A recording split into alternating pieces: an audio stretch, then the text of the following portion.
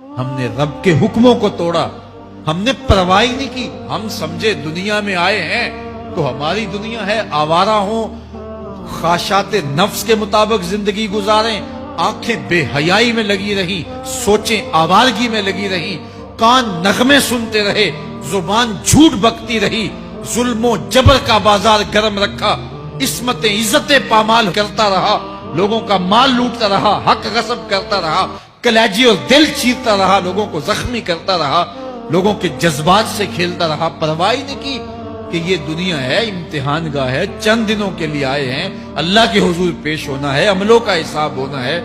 اب جب وہ دیکھیں گے کہ ہمارے ساتھ کیا ہونے والا ہے تو ان کے چہرے پہلے بگڑ جائیں گے. کیوں؟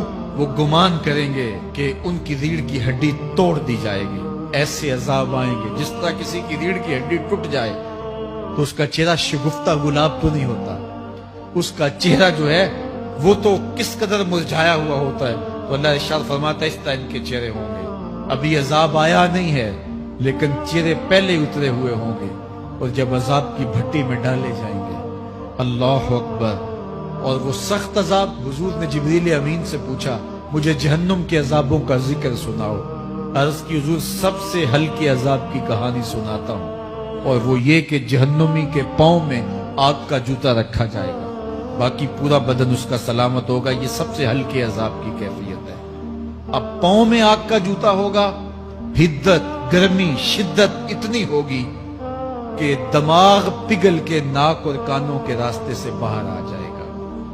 پاؤں میں رکھے ہوئے جوتے کی گرمی دماغ کو ایسے چڑھے گی کہ وہ پگھل جائے گا اور ناک اور کانوں کے راستے سے باہر آ جائے گا.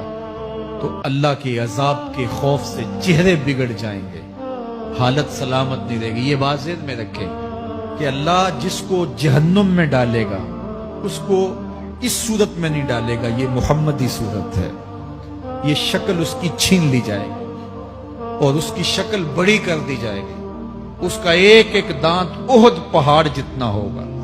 احد پہاڑ کا پھیلاؤ 15 کلومیٹر پہ, 15 کلومیٹر کا ایک دانت, اور 32 دانت کتنے ہوں گے تو منہ کتنا بڑا ہوگا. اس کو اتنا بڑا اس لیے کیا جائے گا تاکہ وہ عذاب کی تکلیف زیادہ سہے.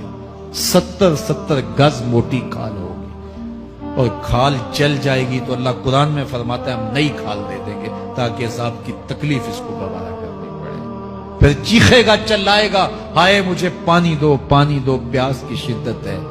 70 سال تک تو اس کی کوئی آواز ہی نہیں سنے گا. 70 سال کے بعد داروغہ جہنم چیخ کر کہے گا کیا مانگتا ہے؟ وہ بولے گا مجھے پانی چاہیے. کہا جائے گا تو بے بھی ملتا ہے پانی. پھر داروغہ جہنم اسے پانی دے گا, کوکا کولا کی بوتل دے گا یا پیپسی تھما دے گا یا منرل واٹر کی بوتل دے گا؟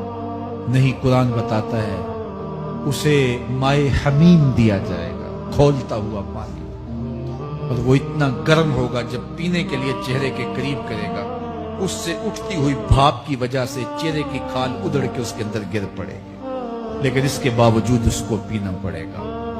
اللہ فرماتا ہے یہ دنیا ہی سب کچھ نہیں ہے, سمجھ لیا یہی سب کچھ ہے, آخرت کو بھول گئے. صبح اٹھے کام پہ چلے گئے, شام آئے آوارگی میں چلے گئے, صدائیں آتی رہی حی علی الصلاۃ حی علی الفلاح, کوئی پرواہ نہیں کی. نہ پیشانیوں نے سجدے کیے, نہ سوچوں میں پاکیزگی آئی. زندگی یوں گزار کے چلے گئے. ایسے نہیں, کہا ایک وہ ہوں گے جن کے چہرے شگفتہ گلاب ہوں گے, ایک وہ ہوں گے جن کے چہرے بگڑے ہوئے.